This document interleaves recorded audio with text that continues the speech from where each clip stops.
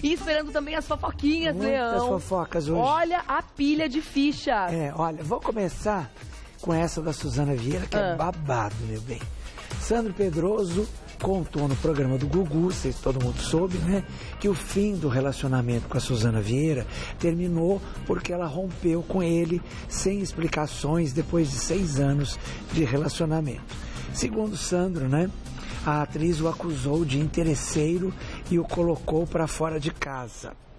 Bom, Suzana negou as declarações do ex.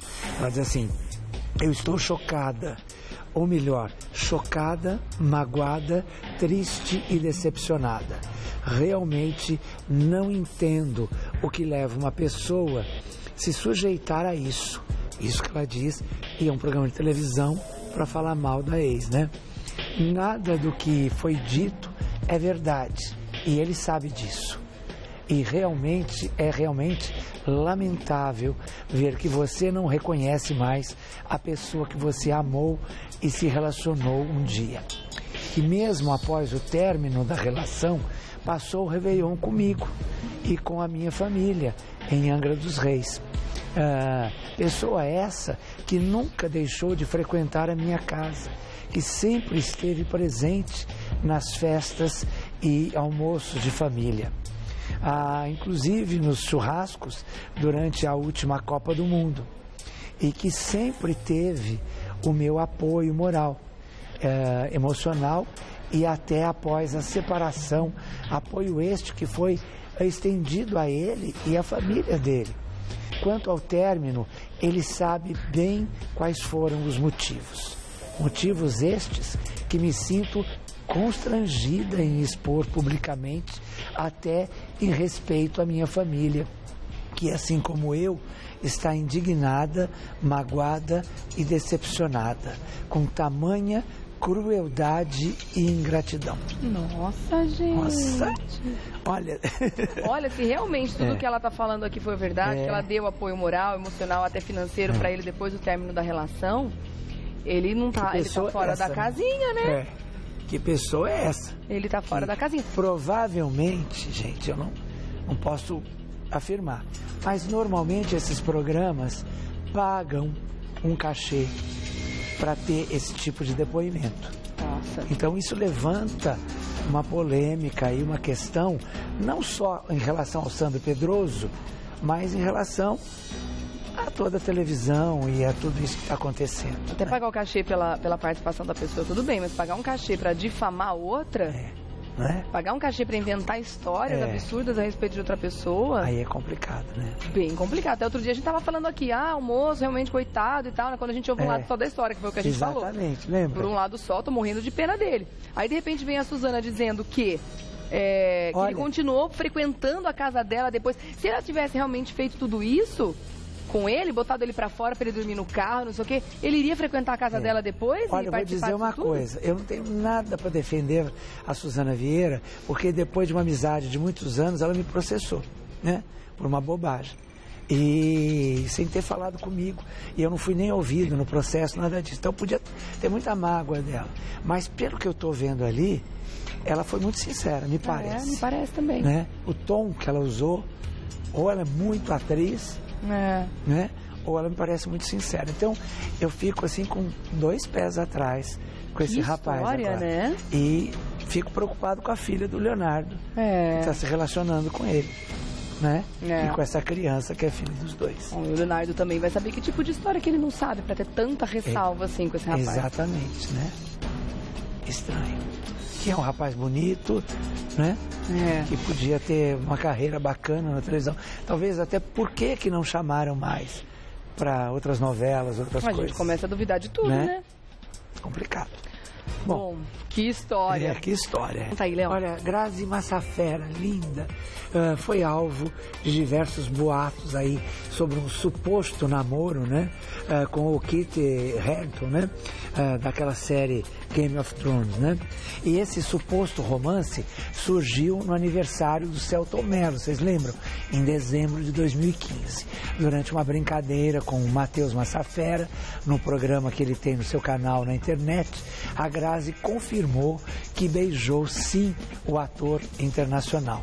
Então tá aí. Então beijou. Mas também, né? Por que não beijar? E não tem por que não assumir que beijou. Ele também, né? E o cara é um gato, né? Nossa. Opa! Sinal só que ela tem bom gosto. Olha lá, ó. Né? E ela é linda demais também. Ela é linda também. Conta essa história da Anitta, Leão. Olha, a Anitta, vocês sabem, evita a segurança. É o seguinte, vocês devem se lembrar que em abril surgiu na internet um vídeo em que a Anitta expulsa um fã do palco e foge de outro, né? Que tentou entregar um ovo de Páscoa pra ela. Isso, exatamente. Eu lembro. Agora, no último show que fez em Recife, ela foi filmada interpelando um segurança que queria arrancar um fã do palco. Ela tentou se redimir? Bom, até poderia ser, né? O problema é que muitos internautas estão acusando a cantora de ter armado essa situação para limpar a sua barra, né? Porque ficou com a imagem queimada. A gente tem esse vídeo pra gente tentar analisar? Aí. Vamos tentar ver? Vamos ver? Se é uma coisa armada ou não?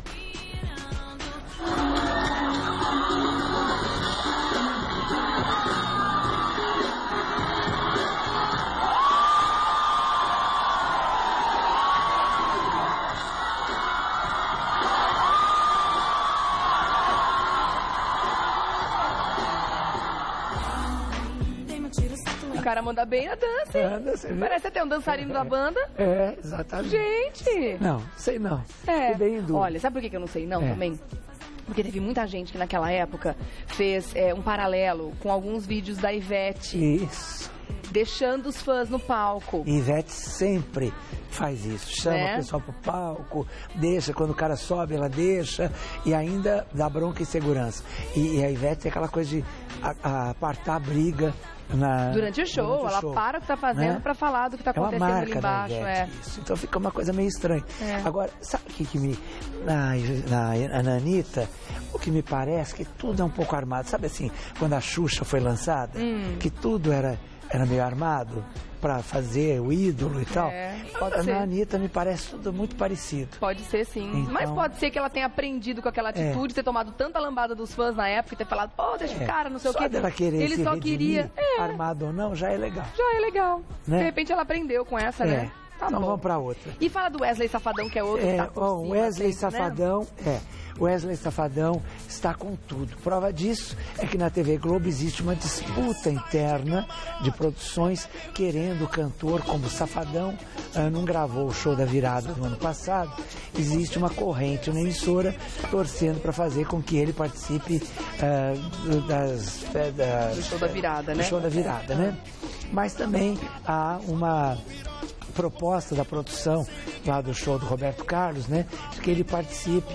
Quer dizer, eu acho que para ele seria o show do Roberto Carlos mais legal. Como se fosse um sonho de infância. Um sonho, aquela coisa de realização, um sonho de infância, participar do especial do Rei, que ele já falou várias vezes e tal. E daí, porque é status, né? O show da virada é uma coisa que ninguém nem presta atenção. Você fica lá fazendo o Réveillon na sua casa e a televisão fica rolando ligada. Ali, ninguém tá vendo nada. Televisão. Mas ele não podia ir nos dois? Porque são datas diferentes. Eu acho também. Acho que Natal e Réveillon, uma semana depois. Nos dois, não sei. Bom, vamos para uma polêmica aí. Minha querida Patrícia Bravanel, uma pessoa que eu gosto muito, mas fez uma declaração polêmica durante o quadro O Jogo dos Pontinhos lá, do pai dela, né? Do Silvio Santos. Ao responder uma das perguntas feitas, era para ser polêmica mesmo, feitas pelo pai, ela deu uma opinião considerada por muitos internautas como homofóbica. Na verdade, essa opinião é exatamente a mesma do Bolsonaro, do político Bolsonaro. Né? Ela fala assim, eu não sou contra o homossexualismo, só não sou a favor de falar que é normal. Aquela história da escola, das crianças, que não podem aprender desde criança que isso é normal, mas aprendem na vida, não tem como evitar isso, né? E é melhor que elas aprendam para o bem do que para o mal. Então a opinião da Patrícia, infelizmente, foi desastrosa, né? Nesse sentido, porque concorda com o Bolsonaro primeiro, que é uma coisa assim fascista mesmo, né? Então, complicado. E aí depois teve um outro participante lá, o Carlinho. Que aí... mas o dele é caricato, quer dizer, passa que ele faz o machão, enfim, não vou falar um palavrão aqui, mas ele faz esse machão e tal. Tá. Então é meio que na brincadeira. Agora ela é uma pessoa formadora de opinião, né?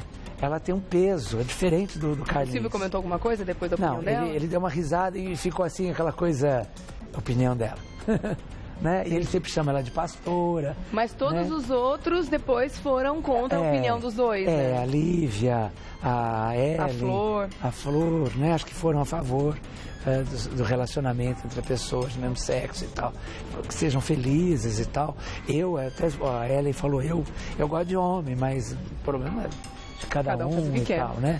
Então, o problema pegou nessa coisa, porque fica aquela cartilha evangélica, né? De que não pode, porque as crianças, vai fazer mal para as crianças, vai influenciar mal as crianças. Ninguém, né? Quer dizer, eu sou homossexual, assumido, criei minha filha com toda a liberdade, minha filha não é homossexual. Quer dizer, isso é uma bobagem, é um preconceito. Então, é homofobia, sim. Me desculpa, a Patrícia, que é uma pessoa que eu tenho o maior respeito, o maior carinho, não por ela ser filha do Silvio Santos, mas pela profissional que ela é, que ela conquistou o lugar dela, tenho o maior respeito, o maior carinho por ela, mas pisou na bola. O pessoal na internet não tá falando muito bem sobre essa história, não. Agora, falando em SBT, o que aconteceu com a história do Geraldo? Conta. Pois é, olha, eu vou até pular essa aqui, que eu ia contar agora, porque eu queria falar do Geraldo. Geraldo Luiz foi ao salão do Jaça, no sábado. Quando ele estava entrando, um segurança falou, olha, não sei se o senhor vai querer entrar, porque o Luiz Bate está aí dentro cortando cabelo. Ele imediatamente deu meia volta, foi pro carro dele e ficou esperando o Luiz Bate sair. Quer dizer, não seria a oportunidade dele encarar o Bate, né, dele conversar, até de ser simpático com o Bate, dar a volta por cima? Não, ele saiu, ficou no carro esperando o Bate sair para entrar. E o que a minha pulguinha pedicure me contou é que ele tem ido lá sistematicamente na esperança de encontrar o Silvio Santos, porque ele quer, o alvo dele, apesar dele ter ido conversar lá na Rede TV para se garantir, o alvo dele é o SBT. Então, pegou mal. Pegou bem mal pro Geraldo essa, viu? Mas enfim, e o Bate sai por cima. Primeiro que tá dando uma super audiência no lugar dele e nem passou batido na história, né? Então, saiu bonito na história. E não tem por que ficar nessa rixa entre colegas de emissora, porque, na verdade, o Bate não tirou o Geraldo dali, né? Isso. Foi a direção que tirou o Geraldo e colocou o Bate no lugar. Dele dizer isso pro Bate. Você não tem nada a ver com a história. Ou será que ele acha que o Bate tem a ver com a saída dele? Pode ser que tenha alguma coisa extra. Ficou parecendo que a gente não isso, saiba, né? Pegou mal. Associação Paulista Feminina de Controle ao Câncer é uma entidade filantrópica sem fins lucrativos, realiza no dia 23 de maio curso para novos voluntários. O objetivo é oferecer um serviço de apoio em 4 núcleos, que atendem a população carente portadora de câncer. Curso Novos Voluntários no dia 23 de maio, das 8h30 da manhã às 5 horas da tarde, aqui no Maxud Plaza, do ladinho da gente, aqui na Alameda Campinas, 150 na Bela Vista. Mais informações, 3259-1414, 3259-1414.